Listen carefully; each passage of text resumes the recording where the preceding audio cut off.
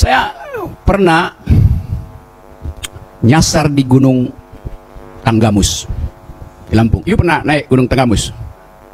Lewat mana? Ya, ya, lewat mana? Lewat desa apa? Oke. Yang desa yang ada tempat transmigran, namanya apa? Desa itu ya? Iya.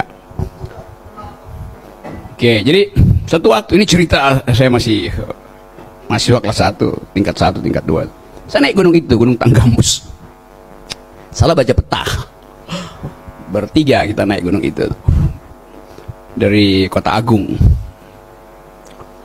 Karena kita kemalaman, udah muter-muter nggak dapat jalan itu. Akhirnya saya tinggal punya 1 kentang dan 1 apel. Masing-masing kita tinggal 1 kentang, 1 apel. Mau survive dengan modal itu. Kita hitung ini nggak nyampe, ini pasti kita udah nyasar. Jadi kita bikin camp sederhana tuh, bivak, ya tenda sederhana tuh. Lagi tidur jam 2 malam, tiba-tiba itu saya bikin tenda itu di cekungan. Lalu dia ada bunyi kita ngintip dari bivak itu. Itu hitam. Ternyata babi hutan. Rombongan babi hutan, mungkin kira-kira 300 babi itu. Itu tinggal kira-kira 2 cm dari kepala saya. Jadi bayangin kalau saya bikin bivak tidak di cekungan itu di sini, itu pasti habis diajar. Karena babi hutan nggak mau tahu, itu jalan dia. Dia nggak peduli. Kemana dia mengarah? Ke desa transmigran tadi. Karena desa itu lagi panen kentang kecil-kecil itu. Jadi bagi si babi hutan, dia nggak peduli halangan apapun, yang penting dia tiba di desa itu karena itu kelaparan dia. Dia merampok makanan di situ, lalu dia balik. Dia bukan koruptor.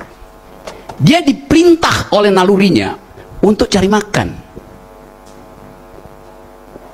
Pejabat kita lebih dari itu. Udah kenyang, masih lampaya kepala rakyat buat tiba di sumber-sumber kekuasaan, buat mencuri di situ. Lebih dari itu. Itu hal kalau saya bandingkan, karena you cerita tentang Lampung itu. Jadi itulah ukuran yang hendak kita ucapkan, bahwa eksesif dari kekuasaan adalah korupsi. Babi hutan tidak eksesif pada kekuasaan. Secara natural dia mesti makan itu. Itu poinnya. Jadi bagaimana supaya tidak kelihatan lakukan korupsi? Ya jadi babi hutan. Karena itu bukan korupsi namanya, mau makan. Tapi tadi saya bilang bahwa manusia itu tidak mungkin jadi binatang. Dia bisa jadi di atas binatang. Sebagai animal rasional, kita adalah animal rasional, binatang yang berpikir, atau dia di bawah binatang. Yaitu udah kenyang, tapi masih mencuri. Binatang itu kalau lapar dia mencuri, tapi manusia udah kenyang pun masih mencuri. Jadi dia statusnya itu subhuman, sub animal, di bawah animus, di bawah kebinatangan. Nah, kita mau pulihkan itu dengan mengatakan bahwa kemanusiaan itu didesain untuk membagi, bukan untuk merampas. That's the philosophy itu. Yang berikut soal apa tadi? Apa tadi ya? Yang kedua?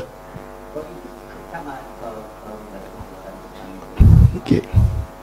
Oke. Dan kita, kalau kita kritik kekuasaan, kita dianggap oposisi dan kadrun itu. Tadi siapa yang bikin tadi pantun tadi?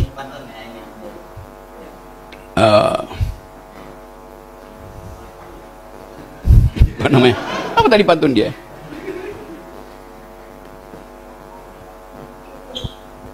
Siang hari mencari harta karun, jangan bilang saya kadrun.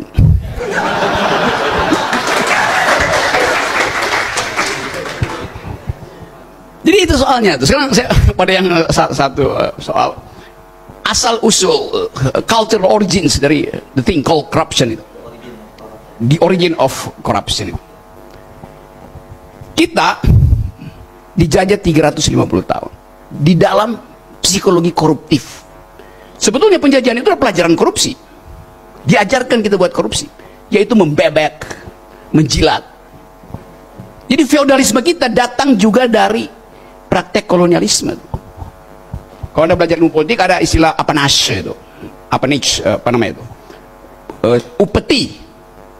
Yang biasanya bupatinya itu atau raja bonekanya Belanda itu kasih upeti ke gubernur jenderal itu.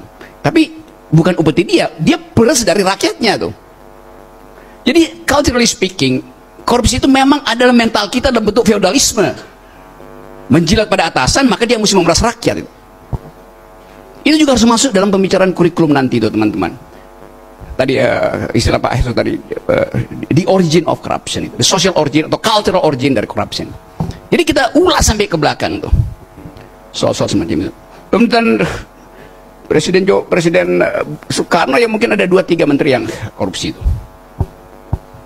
Nah sekarang kita mau bahas itu, bahwa feodalisme juga menyebabkan Presiden Jokowi tidak mampu untuk mengendalikan niat dari kawasan dia untuk korupsi. Karena terpaksa orang mesti menjilat. Dan sumber pertama adalah presidential threshold 20%. Buat dapat itu semua orang jadi penjilat. Kasak kusuk nyari proposal. Kemana proposal? Pasti ke oligarki.